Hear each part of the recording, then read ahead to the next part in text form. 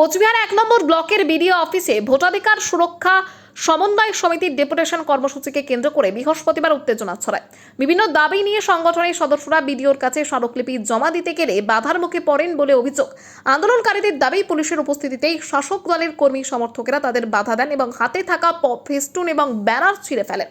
এর প্রতিবাদে বিক্ষোভকারীরা বিডিও অফিস চত্বরে বিক্ষোভ দেখান এবং অভিযুক্তদের বিরুদ্ধে স্লোগান তোলেন। ঘটনার জেরে কিছু সময়ের জন্য এলাকায় উত্তেজনাপূর্ণ পরিস্থিতির সৃষ্টি হলেও পুলিশ দ্রুত পরিস্থিতির নিয়ন্ত্রণে আনে।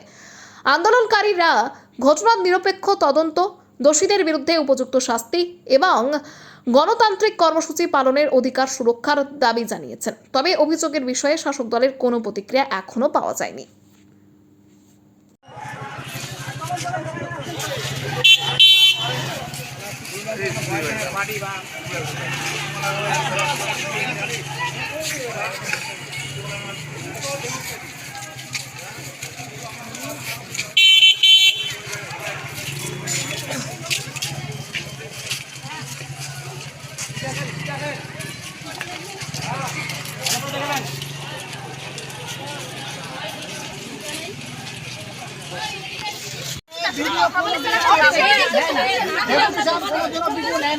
যিনি আছেন তাকে আমরা জমা দেব। আমরা তো জানি, ঠিক আছে?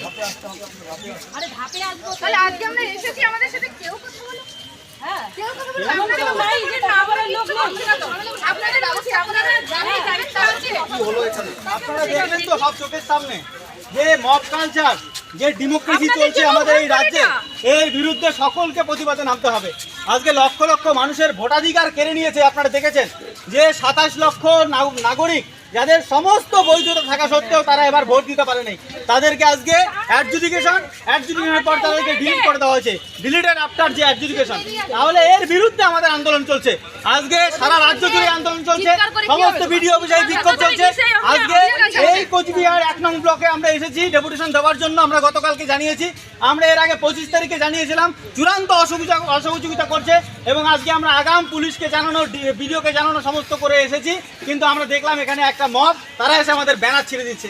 আমরা বলতে চাই, আজকেও যে আনন্দবাজার পত্রিকা আছে আপনারা দেখবেন যে আরো একজন বিচারপতি সে হচ্ছে পদত্যাগ করেছে এবং নির্বাচন কমিশন সূত্রে দাবি এই ট্রাইব্যুনালের নিষ্পত্তি হতে 25 বছর সময় লাগবে। আজকে 25 বছর ধরে এই মানুষগুলোকে এভাবে চলতে হবে। আমরা বলতে চাই যে মানুষগুলো আজকে এতদিনের, কারো বয়স হচ্ছে 75, কারো 80, সে কি অত বছর বাঁচবে? আর ধরুন আজকে প্রতি 1 বছর, 1.5 বছর, 2 বছর অন্তর অন্তর ভোট হচ্ছে, তাহলে সেই ভোটে কি এই মানুষগুলো অংশ নিতে পারবে না? তাহলে ঠিক যেরকম ভাবে বিচারপতি টি.এস. সিকদানম তিনি পদত্যাগ করার সময় বলেছেন যে কলকাতায় 1 লক্ষ ভোটারের নাম ঠিক করতে, নিষ্পত্তি করতে সময় লাগবে 4 থেকে 5 বছর। এই 27 লক্ষ লোকের নাম ঠিক করতে 100 বছরের বেশি সময় লাগবে। বাস্তবে কিন্তু তারই পদধ্বনি আমরা দেখতে পাচ্ছি। আর যখন আমরা এর বিরুদ্ধে প্রতিবাদ করছি, তখন আমাদের এই দেশের রাষ্ট্র, যে পুলিশ, যে আমাদের আজকে গণতন্ত্রকে রক্ষা করা দেওয়ার কথা, পাহারা দেওয়ার কথা, তারা কিন্তু সেটা করছে না। তারা আমাদের পাহারা দিচ্ছে যাতে আমরা কোনোরূপ আন্দোলন করতে না পারি।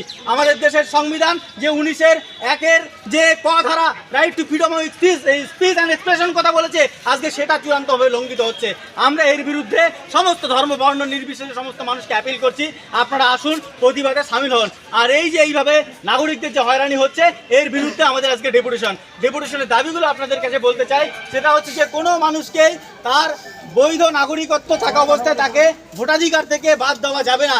এবং আমরা বলতে চাই, কোনো এই নাগরিকদের যাদের ভোট আজকে একটা টেকনিক্যাল কারণে তার বাদ গেছে, গতকাল আইসি সাহেব আমাদের বলছিলেন যে এই নাকগুলা প্রায় সকলেই বলছে ওই হয়তোবা কোচবিহার শহর, কোচবিহার এই যে সাব ডিভিশনের যে 26,000-এর মধ্যে হয়তোবা 100-150 লোকের হয়তোবা কিছু ভুল হতে, বাকি সকলের কিন্তু ক্লিয়ার আছে, উনি নিজেই বলেছেন।